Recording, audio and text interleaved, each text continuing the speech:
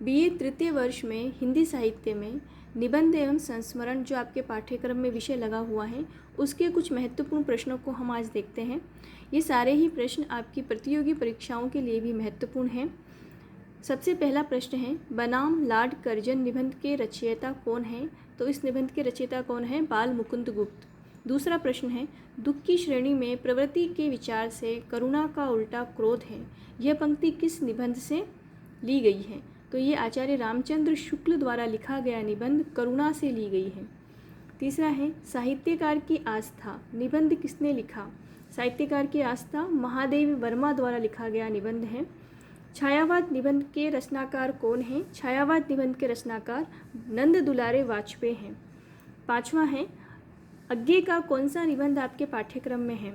तो अज्ञे का गिलहरी निबंध हमारे पाठ्यक्रम में है। इस बात का आप ध्यान रखें कि गिलहरी जो है वो महादेव वर्मा का संस्मरणात्मक जो रेखा चित्र नहीं है, उसका नाम गिल्लू है। तो यहाँ पर अगर आपसे पूछे कि गिलहरी किसका निबंध है, तो वो अज्ञे का निबंध है। छठा प्रश्न है, देवदारू किस प्रकार का निबंध है? तो देवदारू आचार्य हजारी प्रसाद द्विवेदी का ललित निबंध है। सातवां है, महादेवी वर्मा के 3 संस्मरणों के नाम लिखिए। तो महादेवी वर्मा के 3 संस्मरण हैं। पहला है निराला, दूसरा है प्रसाद, तीसरा है सुभद्रा, चौथा है पुण्य स्मरण।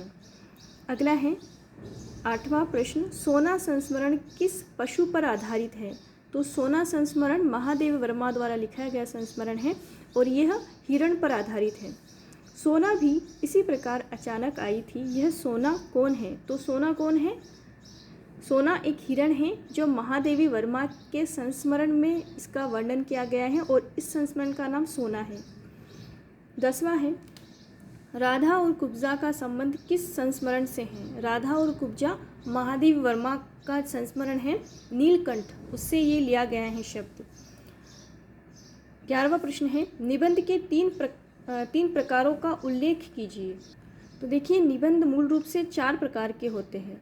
वर्णनात्मक निबंध, भावात्मक निबंध, विचारात्मक निबंध और साहित्यिक या आलोचनात्मक निबंध। ठीक है, तो इन सभी प्रश्नों के उत्तरों को आप अपने रजिस्टर में लिख लें, क्योंकि ये जितने भी प्रश्न हैं, ये जो आपके सेमेस्टर में एग्ज़ाम होंगे उसमें छोटे प्रश्न जो आते हैं 20 शब्दों के या 2 नंबर 1 नंबर के, उसमें ये आपसे पूछ सकते हैं।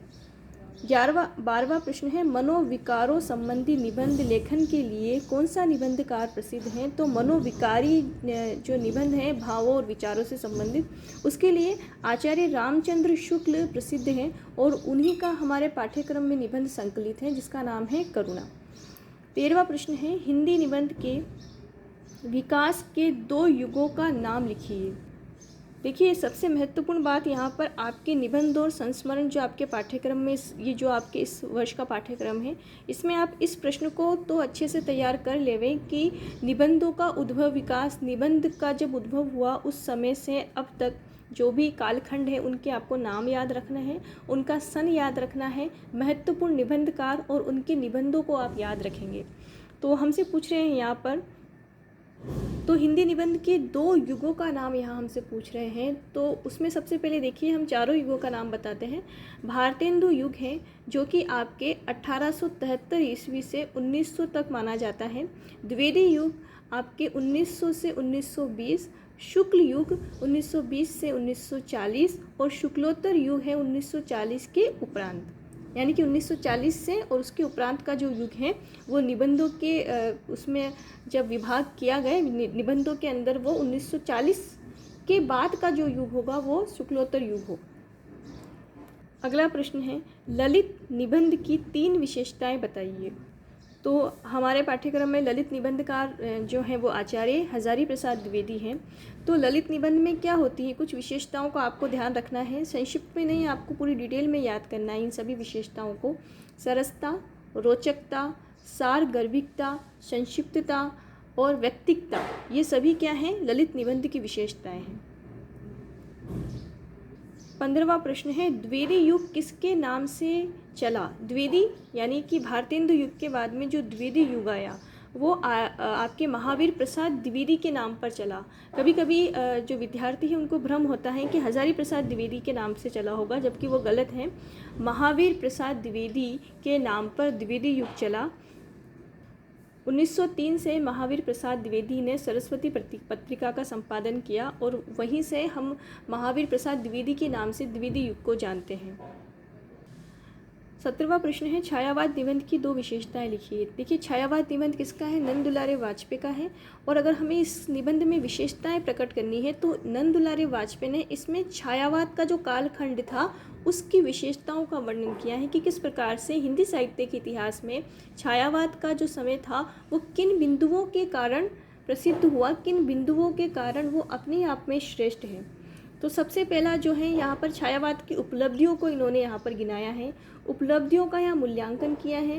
दूसरा, छायावाद साहित्य को आध्यात्मिक, मानवीय एवं सांस्कृतिक मूल्यों से इन्होंने परिपूर्ण बताया है। यानी कि इसमें मानवीय मूल्य हैं, आध्यात्मिक मानवीय मूल्य हैं, यानी कि सिर्फ आध्यात्मिकता नहीं है, यहाँ पर मानव से जुड़ा हुआ जो पूरा आध्यात्म है वो दिखाया गया है। सांस्कृतिक मूल्यों की यहाँ बात की गई है। 18वां प्रश्न है गिलहरी निबंध के लेखक कौन हैं? तो गिलहरी निबंध के लेखक कौन हैं? अज्ञे हैं। आपसे अज्ञे का पूरा नाम पूछ सकते हैं, सच्चिदानंद हीरानंद वात्स्ययन अज्ञे। अगला प्रश्न है नीलकंठ की 3 विशेषताएं बताइए। नीलकंठ कौन था? महादेव वर्मा द्वारा लिखा गया ये संस्मरणात्मक रेखा चित्र है। और नीलकंठ की यानी कि मोर, नीलकंठ किसके ऊपर आधारित है? ये मोर। तो यहाँ पर उस जो मोर है, नीलकंठ है, उसकी यहाँ पर 3 विशेषताएं बतानी है। तो नीलकंठ क्या था? स्वभाव से वो क्या था? दयालु था, उसमें करुणा का भाव था और कर्तव्यनिष्ठ, अपने कर्तव्य को समझता था और हमेशा सचेत रहता था।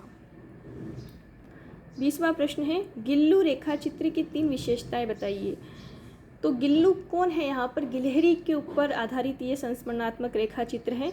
और इस गिलहरी की हमें इसके व्यक्तित्व में यानी कि इसके स्वभाव की कौन सी 3 विशेषताएं हैं जिसके कारण महादेव वर्मा ने छोटे से जो जीव हैं गिलहरी, उस पर इन्होंने रेखा चित्र लिखा है।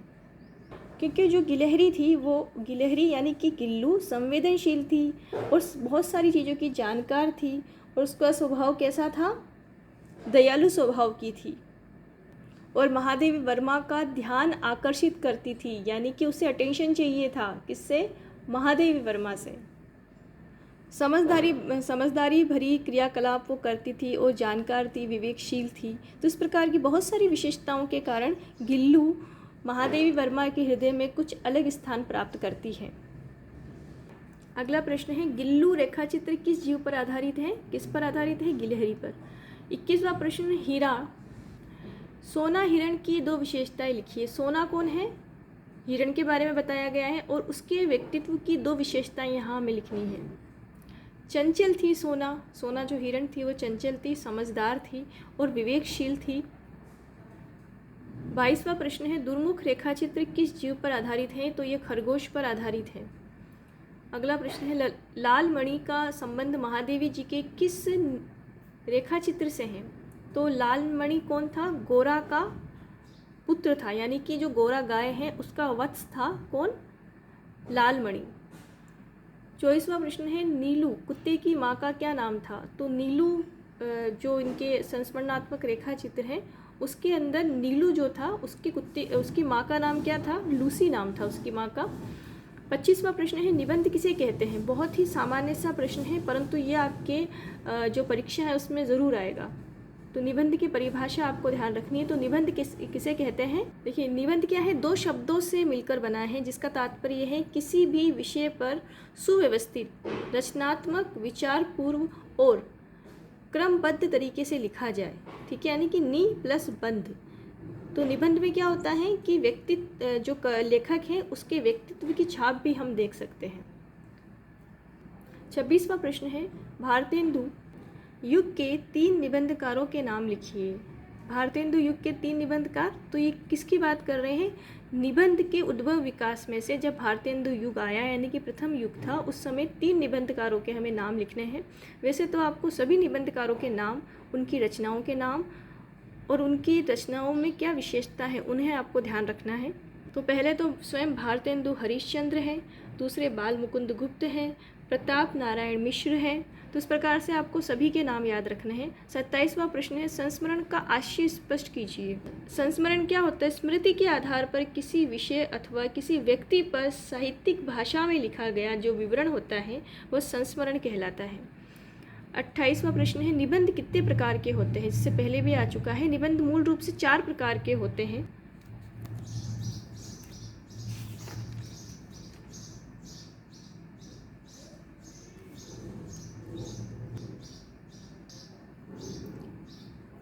भावात्मक, विचारात्मक, वर्णनात्मक, साहित्यिक और आलोचनात्मक, ये 4 प्रकार के निबंध मूल रूप से बताए गए हैं। निबंध को परिभाषित कीजिए, जो इससे पहले भी हमने बताया है कि जो किसी विषय को सुव्यवस्थित, रचनात्मक और विचारपूर्ण और जो निबंध कार्य उसके व्यक्तित्व का प्रभाव उसमें हो, वो सारी जो सुव्यवस्थित जो एक रचना होती है उसे निबंध कहा जाता है। यहाँ पर संस्मरण किसे कहते हैं? संस्मरण की परिभाषा यहाँ पर हमें लिखनी है। तो इससे पहले भी हमने पढ़ा कि अपनी स्मृति के आधार पर किसी विषय अथवा किसी व्यक्ति पर साहित्यिक भाषा में जो पूरा विवरण लिखा जाता है उसे संस्मरण कहते हैं। 31वां प्रश्न है, निक्की, रोजी और रानी किस विधा की रचना है? तो ये किस विधा की रचना है? संस्मरणात्मक रेखा चित्र है ये। 32वां प्रश्न है, मेरा परिवार पुस्तक के रचनाकार कौन है? महादेवी वर्मा मेरा परिवार पुस्तक की रचनाकार है। 33वां प्रश्न है, अज्ञे का पूरा नाम क्या है? अज्ञे का पूरा नाम क्या है? सच्चिदानंद हीरानंद वात्स्ययन अज्ञे। 35वां प्रश्न है, रामचंद्र शुक्ल के किन्हीं 4 निबंधों के नाम लिखिए। तो आपके पाठ्यक्रम में है एक निबंध तो करुणा, दूसरा है कविता क्या है, तीसरा श्रद्धा और भक्ति, चौथा है उत्साह, 5वां है काव्य में लोक मंगल की साधना अवस्था। तो इस प्रकार से आपको उनके नाम याद रखने हैं आचार्य रामचंद्र शुक्ल के निबंधों के। अगला प्रश्न है, निबंध की कोई 4 विशेषताएं लिखिए। तो निबंध में ऐसी क्या विशेषताएं हैं जो उस रचना को दूसरी रचनाओं से अलग करती हैं? तो सबसे पहला है, उसमें स्पष्टता होनी चाहिए, सरसता होनी चाहिए, निबंध में मौलिकता होनी चाहिए, सजीवता होनी चाहिए। निबंध की जो भाषा है वो सरल होनी चाहिए, सहज होनी चाहिए और प्रभावशाली होनी चाहिए, और भाषा व्याकरण सम्मत होनी चाहिए और साथ में विषय अनुरूप होनी चाहिए। अगला प्रश्न है आपका 37वां, आपके पाठ्यक्रम में बाल मुकुंद गुप्त का कौन सा निबंध संकलित है? तो बाल मुकुंद गुप्त का कौन सा निबंध है? बनाम लाड कर्जन। 38वां प्रश्न है, महादेवी वर्मा का रेखा चित्र निक्की, रोजी और रानी किन जानवरों के नाम हैं? तो महादेवी वर्मा का जो ये संस्मरणात्मक रेखा चित्र है, इसमें जो रोजी है वो कुत्ते का नाम है, निक्की नेवले को कहा है और रानी कौन है? घोड़ी का नाम है। अगला प्रश्न है, अज्ञे की किन्हीं 4 रचनाओं के नाम लिखिए। तो अज्ञे की रचनाओं में आंगन के पार द्वार, भग्नदूत, हरी घास पर क्षण भर, ये इनके काव्य संग्रह, इंद्र धनुष रोंदे हुए, कितनी नावों में कितनी बार।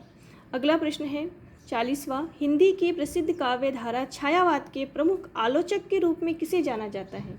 जो आपके पाठ्यक्रम में भी हैं जिन्होंने छायावाद निबंध लिखा है, कौन है वो? आचार्य नंद दुलारे वाजपेयी।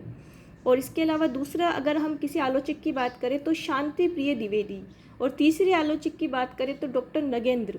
यानी कि मुख्य रूप से नाम लिया जाता है आचार्य नंद दुलारे वाजपेयी का, जिन्हें छायावाद का प्रमुख आलोचक माना गया है। अगला प्रश्न है अंतिम प्रश्न, आचार्य हजारी प्रसाद द्विवेदी के किन्हीं 4 निबंधों के नाम लिखिए। तो निबंधों के नाम में सबसे पहला आता है कुटुज, आलोक पर्व, विचार और वितर्क, अशोक के फूल। इस प्रकार से ये सारे प्रश्न आप उत्तर सहित अपने रजिस्टर में उतारें, जो आपकी सभी परीक्षाओं में, चाहे वो विश्वविद्यालय स्तर की हो चाहे वो प्रतियोगी परीक्षाएं हो, उन सभी के लिए महत्वपूर्ण है।